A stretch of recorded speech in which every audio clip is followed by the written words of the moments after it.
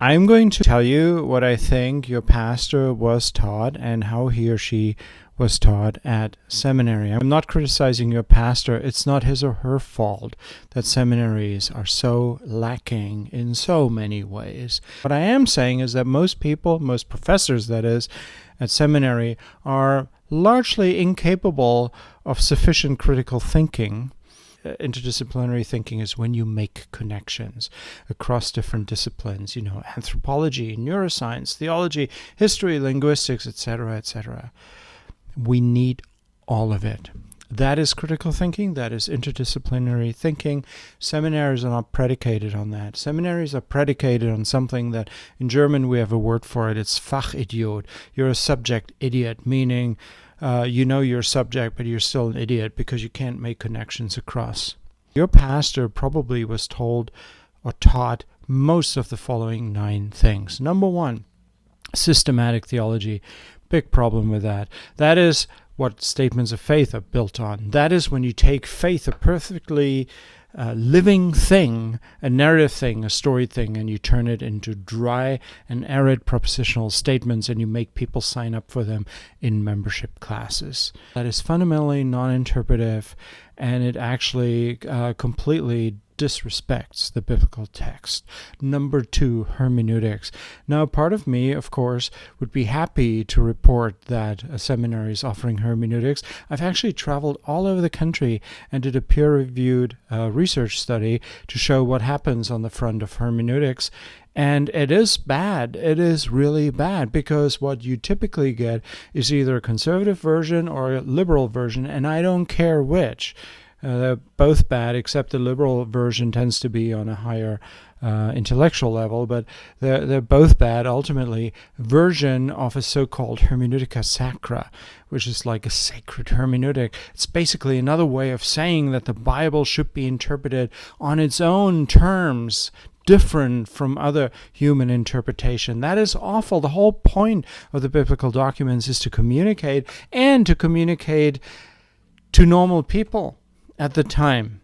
Number 3, introductory classes, introduction to the Old Testament, introduction to the New Testament, introduction to the prophets, introduction to the letters in the New Testament, introduction to the gospel or the gospels, and so on.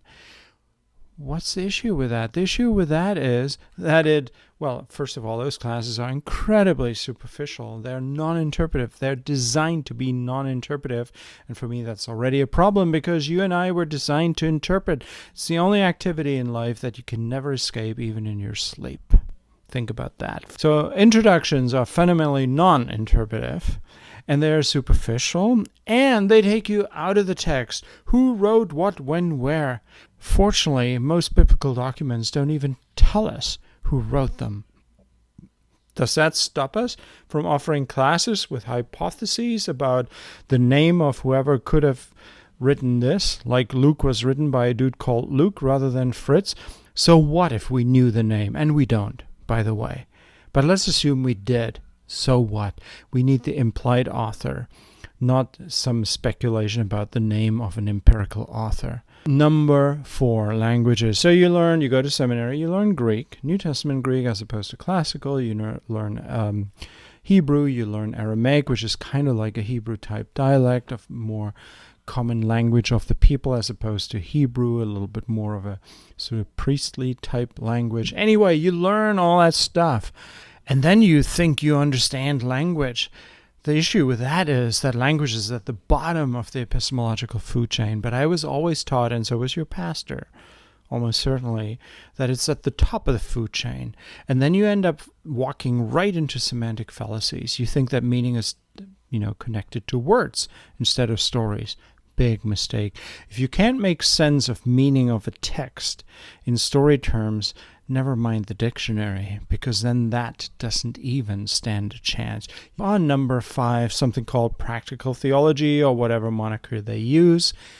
And the issue with that is that very often it's an exercise in principalizing. You take a perfectly good text that is narrative and you turn it into a principle. And the beauty of that is that you can then claim that the principle is somehow biblical. Principalizing is a terrible thing. You destroy a perfectly living narrative text. And narrative is where meaning lies. This is why you are narrative and I am narrative. And that's another thing you and I can never escape from. And that is where meaning resides. It doesn't reside in words. Principalizing is the worst. Practical theology, in my experience, typically relies on nothing else as much as it does on principalizing. Number 6, ethics. So you take ethics classes 1 or 2 or something like that. And of course that too does principalizing, but it does a particular version of it. And that version consists of ripping texts, verses out of context. So for instance, you formulate a view. Let me take an example. Homosexuality, okay? And my point here is not homosexuality. My point is the hermeneutics of it. So, or of responses to it. So you take homosexuality and you go to Leviticus or Deuteronomy, but you ignore the piece about death. You make it fit. You somehow have to show some biblical connection, but ultimately you just do whatever the heck you do. Moving on, exegesis. I think this is probably number 7. Exegesis means interpretation. Interpretation's great, but we already have the problem of overrating linguistics and people walking straight into a gazillion semantic fallacies. There's a Freudian slip for you. So you have semantic fallacies, people thinking that meaning is attached to words. It is not. I could tell you stories of my life where I communicated with people in a language that they spoke a language that I didn't speak and vice versa, and we were still able to communicate. In fact, I posted on this on TikTok just recently. Here's the issue with exegesis classes. They typically don't focus on within the text. They focus on putting the text against the wider context of biblical studies, and now you lose the uniqueness of the actual text, and you end up with a view of univocality just because something is part of the Bible, which happened, by the way, over 300 years later, after the writing of these New Testament texts. You think that you're entitled now to take other stuff and bring it in here and kind of make up your own potpourri. Pretty bad. Number 8, church history. What we're talking about here is the history of the winning institutions and how they're competing against each other. All you do in those kinds of classes, and there's a good side to it. Yes, you learn the history, period. And all you learn with respect to what you're supposed to do with it is that you end up picking a tradition that you like, and then, strangely, the Lord has called you to work in that tradition. Number 9, and this is actually a good one, therapy. A lot of seminaries offer therapy classes. They come in 2 shapes and sizes, and one is truly fundamentalist. That's not what I'm talking about here. On the positive side, what I'm talking about here is therapy classes where people actually bring psychology and theology and other ologies into fruitful conversation with each other. There's that interdisciplinarity thing again. What's sad about it is that people typically leave theology outside. So even if you do good therapy, you basically never integrate it with theology. That is the issue.